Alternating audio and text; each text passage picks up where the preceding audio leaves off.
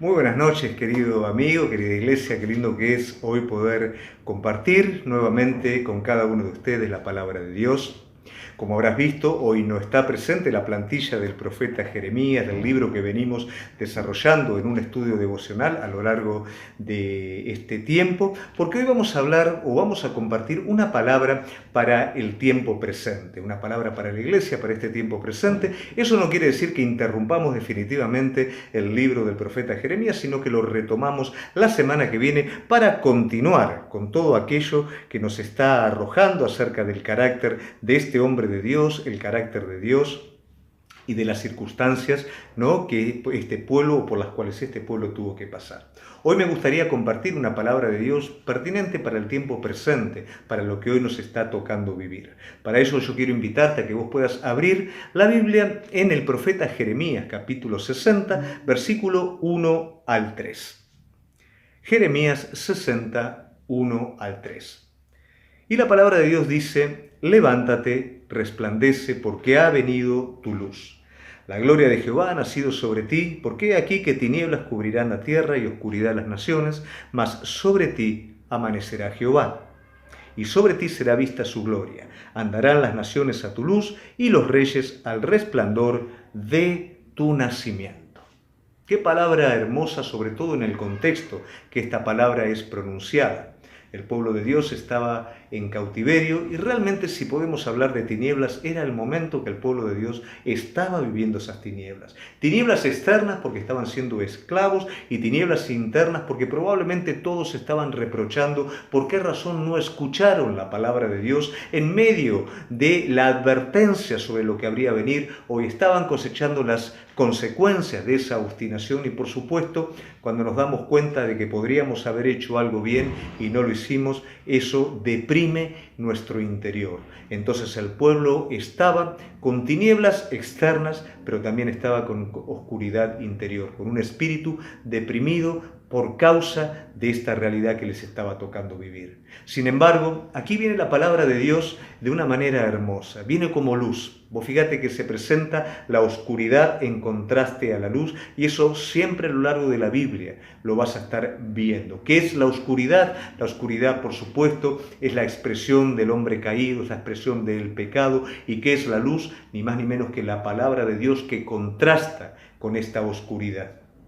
Entonces, de esta manera, la luz de Dios a través de la palabra está viniendo sobre el pueblo y le está diciendo: levántate y resplandece. Ha venido tu luz. Para levantarte y resplandecer, primeramente, tiene que venir la luz. ¿Y cuál es la luz? La revelación de la palabra de Dios en tu vida, en tu corazón. Recordamos que los 70 años de cautiverio terminarían cuando se despertara la palabra de Dios en la vida del pueblo. Bueno, cuando se despierta esta palabra de Dios en tu vida, es el momento en el que la luz está llegando, es el momento para levantarse y resplandecer, pese a las tinieblas que hay alrededor y pese a las tinieblas que muchas veces están adentro nuestro. A partir de 3 escenas, nosotros vamos a ver un poquito de qué manera esta luz despierta o dirige a los hombres de Dios para que ellos puedan realmente levantarse y resplandecer en el contexto. Vamos a ver 3 situaciones distintas y probablemente en ellas mucho vamos a estar aprendiendo para nuestras vidas. La primera de ellas es la vida del patriarca Jacob. Eso lo podés encontrar en Génesis 35, versículo 1 al 5, en el que Jacob está en un lugar llamado Siquem.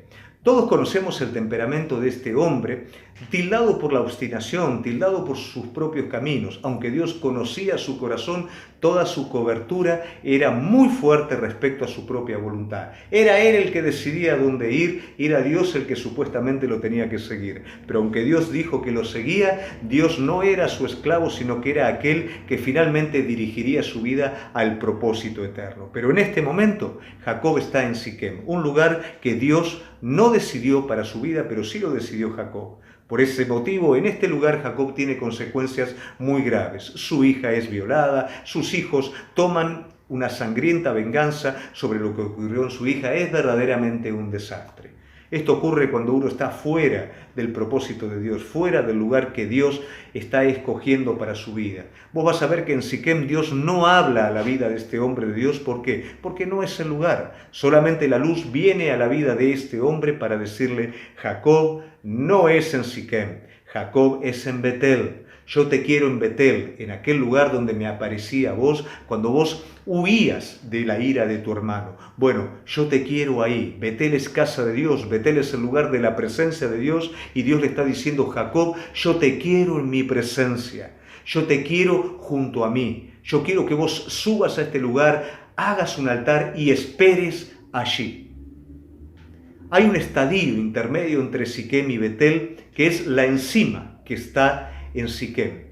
Ese lugar en donde Jacob entiende que no puede, de la misma manera que sale de Siquem, ir a Betel, sino que todo lo que nos sirve y es obstáculo para con Dios tiene que quedar en ese lugar. Entonces es allí donde se despojan de los ídolos, de los zarcillos, de las vestiduras y de todo aquello que nada tenía que ver con Dios. Probablemente Jacob en ese lugar se despojó de parte de su obstinación, y probablemente Raquel dejó esos ídolos que arrastró de la casa de su padre, lo cual de alguna manera condicionaban al resto de la familia. No era el plan de Dios que la familia simplemente se instalara en ese lugar y ser una familia más, sino cumplir el plan divino sobre sus vidas. Él era un patriarca y sus hijos serían las tribus de Israel. Dios tenía algo más grande, pero para esto Jacob tenía que ir a Betel. Jacob tenía que encontrarse nuevamente con el Señor. Jacob tenía que enterrar todo aquello que no servía en ese lugar. De la misma manera, nosotros muchas veces tenemos que pasar de Siquem a Betel, pero tenemos que dejar en esa encima enterrado todo lo que nos sirve, todo ese pasado, toda esa frustración, toda aquella carga que de alguna manera nos condiciona hacia el futuro, tiene que ser enterrado en ese lugar. ¿Por qué? Porque vos en Betel vas a resplandecer, te vas a levantar espiritualmente y vas a resplandecer, porque nuevamente te vas a poner en ese contacto intenso con la persona misma de Jesucristo. Es allí donde Dios te llama para resplandecer. También tenemos otra secuencia, y esto está en la vida de Moisés. Lo podemos encontrar en el libro de Éxodo, en el capítulo 34, y esta escena relata cuando Moisés sube nuevamente al monte Sinaí para restablecer el pacto, ¿no es cierto? Sabemos que la primera vez el pacto fue quebrantado por el pueblo a partir del pecado. Moisés bajaba con sus tablas, ¿no es cierto?, con aquella alegría. Dios había hablado a su vida, a su corazón. La ley estaba en esas tablas, pero se encuentra con un pueblo completamente desenfrenado, con su hermano ministrando, ¿no es cierto?, idolatría, con el pueblo completamente vuelto a la idolatría, y en medio de esa frustración Moisés rompe esas tablas. Pero por supuesto, Dios nunca va a dejar de hablar a su pueblo y de dar su ley al pueblo. Entonces nuevamente el Señor lo llama, pero ahora con una condición: que Él se alice 2 tablas y que suba con esas tablas ciegas, porque Dios va a escribir con su dedo en aquel lugar.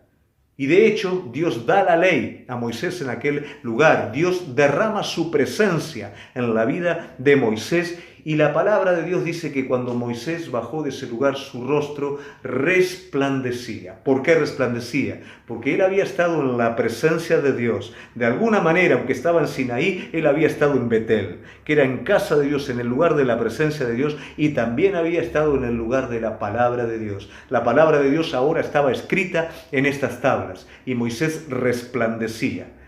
Los demás podían verlo, Moisés no lo podía ver. Él había estado en la presencia de Dios. Es lindo esto porque nos hace ver de qué manera nosotros muchas veces rompemos las primeras tablas en donde Dios pone su palabra en nuestra vida. ¿Qué quiere decir esto? ¿Cuántas veces el Señor nos ha hablado y tal vez no lo hemos tomado de una manera seria, de una manera profunda? Tal vez no lo hemos creído completamente y nos hemos frustrado. Pero ahora el Señor lo está llamando a resplandecer. Lo está llamando nuevamente a ese lugar, no solamente a su presencia, sino también a que ahora escuche su palabra. Porque Dios, por su dedo, va a escribir una nueva dirección para su vida. Y eso es lo que vos y yo también estamos necesitando. No podemos resplandecer sin una palabra de Dios viva en nuestros corazones. Y para eso el Señor te está llamando, para que vos vengas a su presencia, para que Él pueda escribir en esas tablas. ¿Cuáles son esas tablas? Es tu corazón. Dios te está llamando a su presencia para que vos vengas con tu corazón y Él pueda escribir allí sus palabras para con tu vida, de manera que vos puedas levantarte y resplandecer. Y también vamos a ver en esta próxima escena cuál es la manera de resplandecer. Hasta aquí tenemos que hay tinieblas, hasta aquí tenemos que la luz de Dios a través de su palabra es la que nos despierta.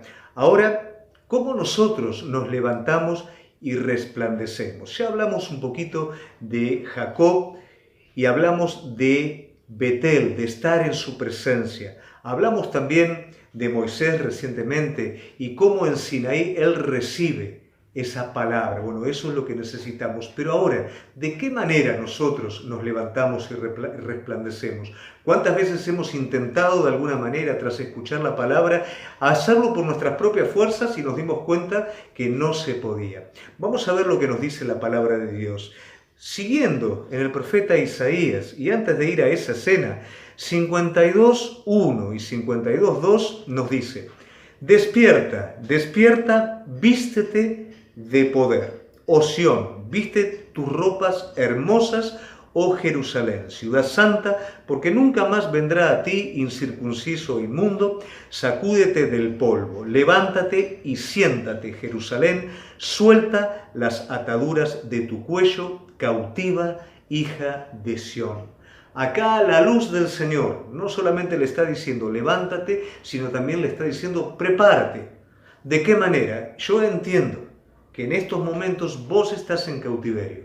Entiendo la situación en la que vos estás, pero tenés que levantarte, tenés que sacudirte del polvo, tenés que romper las ataduras, tenés que prepararte para poder resplandecer.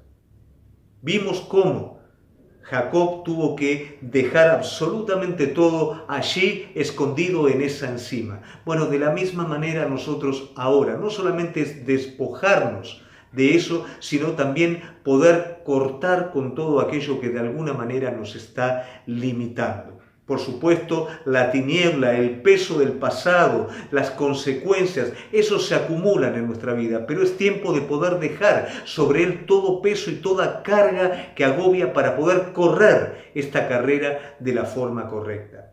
Y el profeta Zacarías nos ilustra de una manera perfecta a través de estos dos dirigentes que van a estar llevando a cabo la reedificación del templo. Luego de 20 años que esta obra está varada, nos habla de cómo este recurso divino obra en nuestras vidas para que nosotros en este tiempo podamos levantarnos y resplandecer. Yo te voy a dejar, como te dije, solamente la cita bíblica a partir del profeta Zacarías capítulo 4, versículos 6, 7 y 9. La palabra de Dios nos habla de cómo dos hombres de Dios van a ser utilizados para esta tremenda obra. Si nosotros volvemos un poquito atrás, vamos a recordar el cautiverio babilónico, vamos a recordar cómo el profeta Jeremías estuvo hablando, ¿no es cierto?, para que el pueblo de Dios se diera cuenta, cómo este cautiverio lo llevó de alguna manera a entender el propósito, pero ahora nos enfrentamos a la cruda realidad de que la labor que ellos tienen que hacer está varada, y no solamente de un día, sino de 20 años. ¿A qué se debe esto?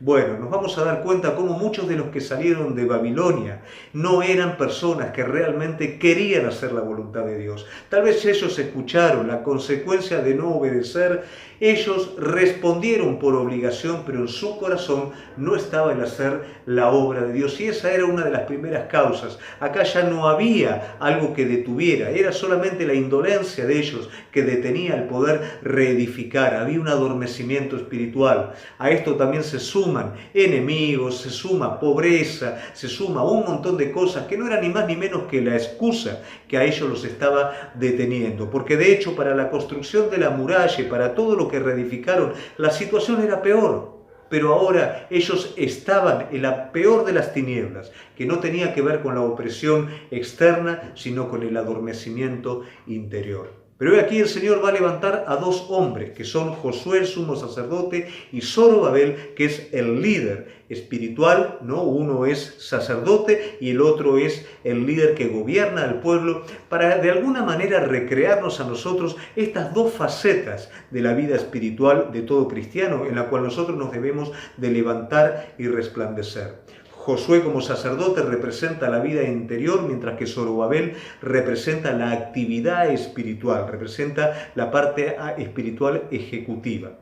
Y el profeta nos muestra claramente dos visiones tremendas. La primera que tiene que ver con este sumo sacerdote, en la cual él se encuentra en la presencia de Dios. Todo esto es preparativo para esta labor de reconstrucción que durante tanto tiempo ha sido detenida.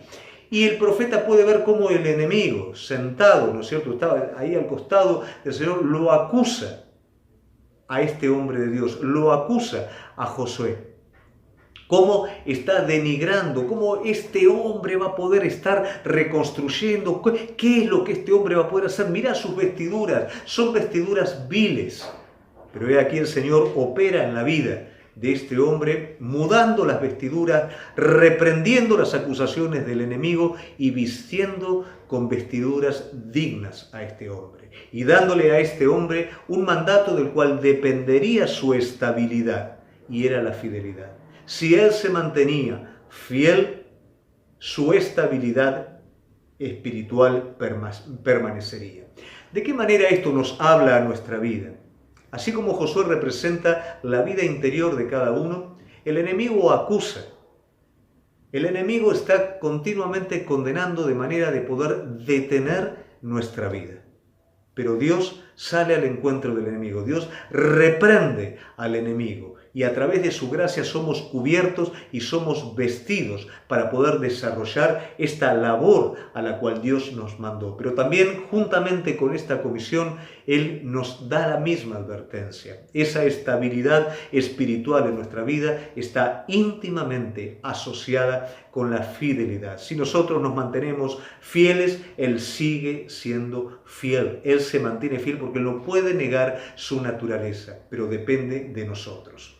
Así también, Zorobabel es tentado, por así decirlo, de otro lado. Satanás acá ya no lo acusa directamente a él, sino trata de sembrar sobre él el desánimo. ¿De qué manera? Viendo todo lo que lo rodea. Viendo los escombros tirados, viendo la indolencia de la gente, viendo la falta de recursos. Pero aquí el Señor le está dando un mandato. Y ese mandato es no con ejército, no con fuerzas, sino con mi espíritu. Si nosotros vamos más al inicio, nos vamos a dar cuenta cómo el Señor le habló a Zacarías, mostrándole en una visión un tremendo receptáculo en el cual había aceite, del cual descendían dos tubos que iban sobre dos olivos, los cuales eran los dos ungidos, como hablamos recién, que eran Josué y que eran Zorobabel, enseñando de dónde vendría el recurso para que ellos pudieran desarrollar la labor espiritual y la labor ejecutiva, no con fuerzas ni con capacidades humanas, sino a través del Espíritu Santo de Dios. Entonces le está diciendo, no es con ejércitos, Zorobabel, no, el pueblo, no dependas del pueblo ni de las capacidades del pueblo. Algunos están divididos, otros no van a cooperar. Voy a ser yo en medio del pueblo. Tampoco dependas de fuerza, que quiere decir de tu propia actividad, de tu propia cualidad, porque no es con tu propia cualidad con que vos lo vas a hacer. Lo vas a estar haciendo con mi espíritu. Voy a ser yo el que va a estar haciendo esa obra. Entonces aquí Zorobabel tenía que iniciar. Y una palabra hermosa que le da el Señor, así como le da a Josué esa advertencia de permanecer fiel y que de ello dependería su estabilidad, aquí a Zorobabel le está diciendo que él pondría la piedra de fundamento y él terminaría la obra. Esa obra no era algo que se iba a esfumar en el aire, sino que él la iniciaría, él la terminaría. Y esa obra estaría empapada por la gracia de Dios. ¿Qué quiere decir? Mientras este hombre se esforzaría por colocar piedra sobre piedra, pese a la oposición, pese a todo lo que viniera en contra, una vez que colocara la última piedra y esa obra se terminara, él iba a reconocer completamente que la obra fue hecha por gracia. ¿Cuántos elementos en común que tienen que ver con la manera en la que nosotros debemos de resplandecer?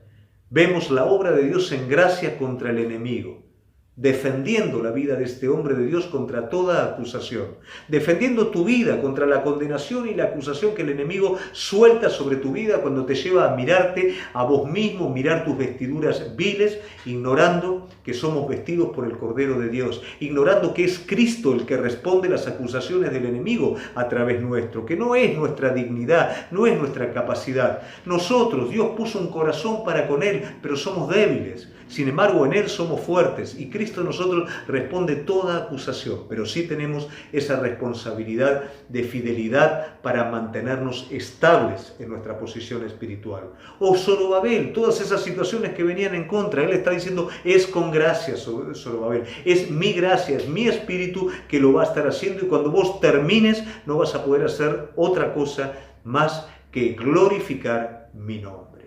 Hay un salmo que me gusta mucho, que es el que nos habla un poquito de esa fortaleza del Señor, de esa fortaleza espiritual. Y es Salmo 68, 28. Y dice, tu Dios ha ordenado tu fuerza. Confirma, oh Dios, lo que has hecho para nosotros. Esa fuerza necesaria para levantarnos y resplandecer frente a la contradicción, frente a las tinieblas, producto del corazón del hombre, producto de las consecuencias del hombre con un corazón apartado, hace que de alguna manera tengamos que sufrir directa o indirectamente. Dios ha ordenado tu fuerza, porque no son tus fuerzas, sino que es su espíritu en tu vida. Dios lo ha ordenado y Dios ha de confirmar esta obra, de la misma manera que le dijo a su pueblo que la gloria de Dios sería expresada a través de ellos, que esa luz resplandecería en el medio de las tinieblas. Esa misma promesa es para tu vida. La luz de Dios va a resplandecer, la gloria de Dios va a resplandecer sobre tu vida, pero cuidado, vos hoy tenés que levantarte y resplandecer. Todo el recurso de Dios está dado. No mires los escombros, no mires lo que falta, no hagas caso a la acusación del enemigo. Levántate y resplandece. Dejá Siquem, dejá todo enterrado en esa encima y subí a Betel, subí a ese lugar de Dios, subí a ese encuentro con Dios y quédate allí. Quédate allí de rodillas, está allí en su presencia hasta que Él vuelva nuevamente a inundarte de Él, hasta que Él te llene, hasta que puedas decir, lo que me perdí, esto es lo que yo quería, esto es lo que realmente llena mi vida. Todo lo de Siquem que yo creía que iba a ayudar, pero no puede llenar mi vida. Esto es lo que llena mi vida. Me acuerdo cuando escapaba de Saúl, que él en ese momento me llenó, pero yo no entendía. Bueno, ahora nuevamente estoy con él me está llenando, pero ahora sí, yo no quiero nunca más en la vida perder esto. Levántate y andá a Betel. Levántate y subí a Sinaí ahora con tus tablas alisadas. No importa todo lo que Dios haya hablado, te hayas olvidado, no hayas hecho caso, ahora Él renueva el pacto contigo y te dice nuevamente, voy a escribir en las tablas de tu corazón, voy a escribir una palabra nueva, voy a escribir desde mi dedo, con mi espíritu, y vos vas a bajar de ese lugar con tu rostro resplandeciente. Capaz que los demás no se van a dar, los demás no saben lo que está pasando adentro tuyo, pero sí van a ver que de adentro tuyo el Espíritu de Dios está resplandeciendo, que hay algo diferente. Andá a Betel. Está en la presencia de Él. Andá a Sinaí, que Él te hable. Reconstruí lo que Él en este tiempo te está mandando a hacer. No importa el tiempo que se detuvo, no importa lo que pasó, todo eso queda en la encima, todo eso queda escondido en Siquem. Hay un nuevo inicio en el cual el Señor te está llevando a levantarte y a resplandecer. No importa los errores del pasado que los hayas repetido continuamente. El enemigo va a venir a acusarte de la manera que lo acusó a Josué. No importa, Él te está cubriendo, Él responde por vos, vos solamente mantenete fiel. No importa los escombros que veas por delante, los desafíos que van a venir son muy grandes que no los vas a tener que ver con tus ojos naturales, sino que los vas a tener que ver a través del Espíritu Santo de Dios, porque Él te está diciendo, no es con ejército, no es con fuerzas, es con mi Espíritu. Y déjame decirte algo, vos vas a colocar la piedra fundamental y vas a colocar la piedra terminal, y cuando termines no va a haber lugar a jactancia. Vos vas a decir, esta obra fue hecha por Dios. Querida iglesia, queridos amigos, que realmente esta palabra hoy nos pueda desafiar en el tiempo en el que estamos viviendo. Que hoy nos podamos estar levantando y resplandeciendo. Que hoy podamos estar escondiéndonos en Betel. Que hoy podamos estar recibiendo esa palabra fresca en el Sinaí de parte de Él. Que hoy podamos estar resistiendo al enemigo sobre toda acusación y podamos fortalecernos en el poder de sus fuerzas para construir aquello que el Señor nos mandó en tu vida como individuo, en tu vida como familia, en tu vida laboral, en el cuerpo de Cristo. Yo quiero orar en esta noche por tu vida. Amado, queremos agradecerte por este tiempo que nos permitís pasar juntos. Y ruego que esta palabra, Señor de los cielos, se concrete en nuestra vida. Queremos, a partir de la luz que trae tu palabra, despertarnos para poder, Señor mío y Dios mío, levantarnos y resplandecer. Queremos estar llenos de tu presencia, llenos de tu palabra y responder a todo lo que hay por delante.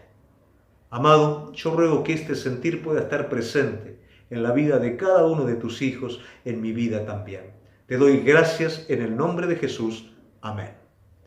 Y querido amigo, yo quiero invitarte, si querés que charlemos un poquito más acerca de esta palabra que hoy hemos compartido, tenés una dirección de Zoom para que ahora ni bien termina este tiempo vos puedas estar ingresando y podamos charlar un poquito. Por supuesto, te voy a esperar el día sábado para poder seguir compartiendo una palabra de Dios y el jueves en el cual vamos a retomar nuevamente el estudio del profeta Jeremías a partir de las 6 de la tarde. Dios te bendiga mucho.